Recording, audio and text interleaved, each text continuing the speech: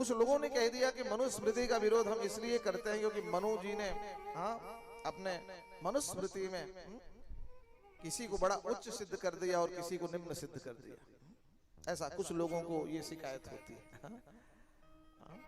पर देखिए, धर्म के सिद्धांत को कोई झुठला नहीं सकता। वेद शास्त्रों से ऊपर किसी की वाणी प्रमाण नहीं हो सकती।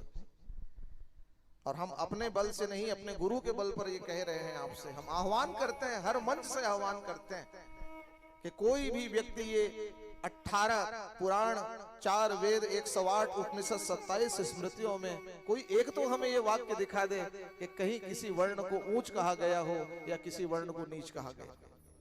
हम गर्जना के साथ अपने गुरु बल से ये कहते हैं कि कोई दिखा तो दे किसी धर्म ग्रंथ में कि किसी को ऊंच कहा गया या किसी को नीच कहा गया। ये राजतंत्र की व्यवस्था मुगलों तक तो अच्छी थी, लेकिन जैसे ही अंग्रेज यहाँ आए, अंग्रेजों का तो ये सिद्धांत ही था कि फूट डालो और शासन करो, फूट डालो शासन करो। और बाद में जो तथाकथित राजनेता भी हमारे भारत के स्वतंत्र होने के बाद जिन्होंने इस भारत को आगे अग्रसर करने का बीड़ा उठाया, वो भी उसी अंग्रेजों के सिद्धांत पर चलने वाले हो गए। जब हमारा भारत स्वतंत्र हुआ तो हमारे भारत में हमारे हिंदू सनातन संस्कृति के जो धर्म ग्रंथ हैं उनका संविधान लागू होना था। और आज भी अगर किसी को हिंदू राष्ट्र की परिकल्पना मन में आती हो तो सबसे पहले इस संविधान पर हमें चिंतन करना होगा।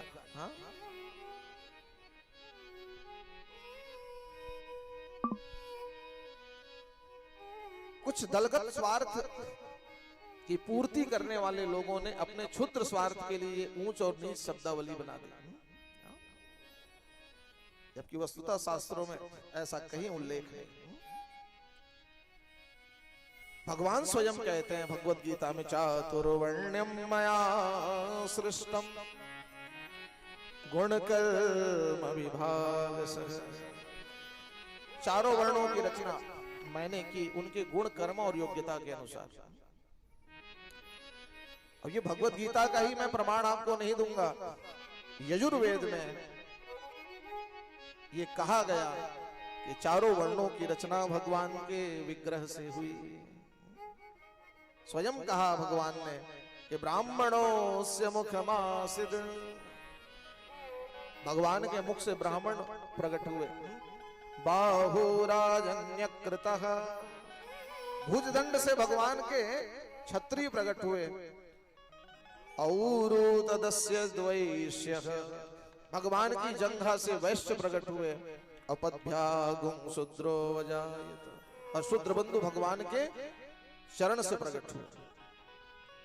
अब बताइए भगवान के किस अंग को आप ऊंचा या नीचा कहेंगे? अरे भगवान की बात छोड़ दीजिए भाई, अपने किस अंग को आप ऊंचा और नीचा कहेंगे? चरण नीचे हैं तो वो निम्न हो जाएंगे क्या? अरे चरण ना रहे तो यहां तक शिव महापुराण की कथा सुनने आ ना पाओ आप, है ना? अपने ही शरीर में आप चिंतन कीजिए, आपके सिर के केस से पैर के नख तक अपनी अपनी पात्रता है, अपना अपना महत्व है। उसी प्रकार समाज में हर वर्ण का अपना अपना महत्व है, सब एक दूसरे के पूरक हैं।